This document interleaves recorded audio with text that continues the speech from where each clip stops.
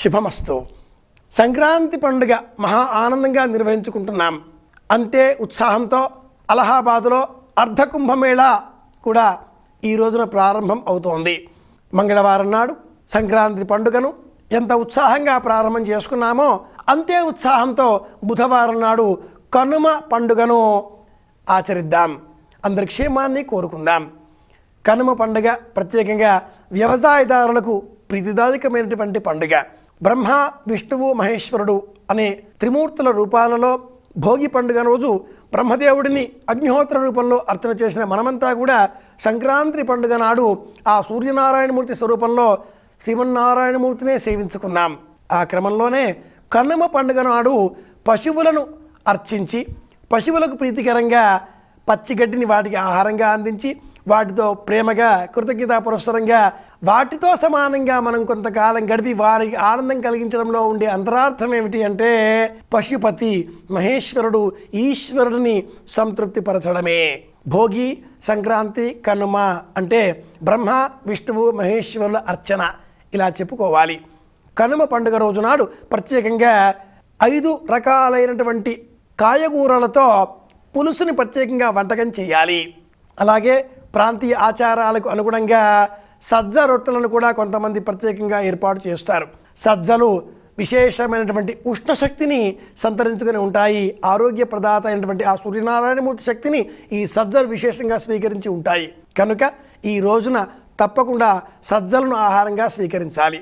కనుమ పండుగ రోజు నాడు వాకిట్లో రథం ముగ్గు వేయాలి అని కూడా సంప్రదాయం తెలియజేస్తుంది. పశువుల పాకలో, కొట్టంలో ఆ పశువులన్నింటికీ కూడా గిట్టలను, కొమ్ములను చక్కగా కడిగి బొట్లు పెట్టి వాటి గంగడోలు నిమురుతూ వాటికి ఆనందం కలిగించే విధంగా, హాయి కలిగించే విధంగా ప్రవర్తిస్తూ ఆ గోశాలలో కొత్త బియ్యము, పాలు, బెల్లము వీటిని కలిపి పులగం వండాలి. వండిన ఈ పులగాన్ని సూర్యనారాయణమూర్తి, గణపతి, సరస్వతి, మూషికరాజు అయిన ఎలుకలకు ప్రత్యేకంగా నైవేద్యంగా సమర్పించి ముందుగా చిక్కుడు ఆకులలో ఈ నైవేద్యాన్ని ఇంట్లో ఉండే చుట్టుపక్కల ఉండే చిన్నారి బాలబాలికలకు ప్రసాదంగా అందచేసి కొంత భాగాన్ని పశువుల పాకలో ఉండే గడ్డి మేటలో కలిపి మిగతా కొంత భాగాన్ని మూషిక రాజులకు, ఎలుకలకు అందజేసే విధంగా ఏర్పాటు చేయాలి. దూరంగా విడిచిపెట్టాలి. ఇలా పశువుల పాకలో దాలి చేసి పొంగలి ప్రసాదంగా నైవేద్యంగా వంటకంగా చేయడంలో ఉండే అంతరార్థం ఏమిటి అంటే 84 లక్షల రకాల జీవకోటిలో మనతో పాటు సమస్తమైన ప్రకృతిలో ఉండే జీవకోటి అంతా కూడా సమానంగా జీవించే హక్కు కలిగి ఉన్నది అని గుర్తించడమే.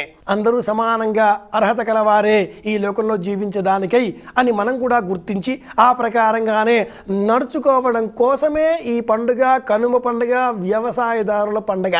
ప్రకృతిని, పర్యావరణాన్ని పరిరక్షించే నిమిత్తమై శ్రీకృష్ణ పరమాత్ముడు గోవర్ధన పర్వతాన్ని ఉద్ధరించిన రోజు ఈ రోజు అని కూడా కొన్ని పురాణాలు తెలియజేస్తాయి. పర్వతాల ఉనికి అత్యంత ఆవశ్యకం అని మనకు భగవద్గీతలో కృష్ణ పరమాత్ముడు, భాగవతంలో కృష్ణుడు వివరిస్తారు.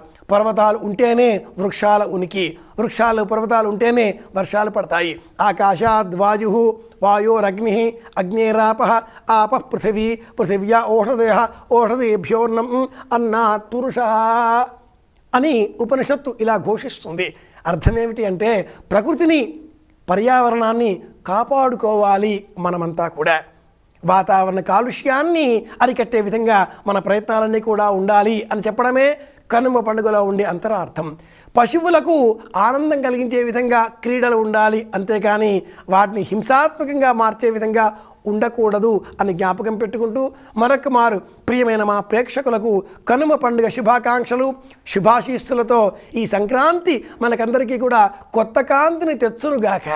మనందరి జీవితాలలో నూతన కాంతి ఎల్లడలా వ్యాపించి ఆనందంతో శోభాయమానంగా, శోభస్కరంగా, నిత్యనూతన నవ్యకాంతులతో ఆనందంగా ఉండదముగాక అని కోరుకుంటూ శుభమస్తు.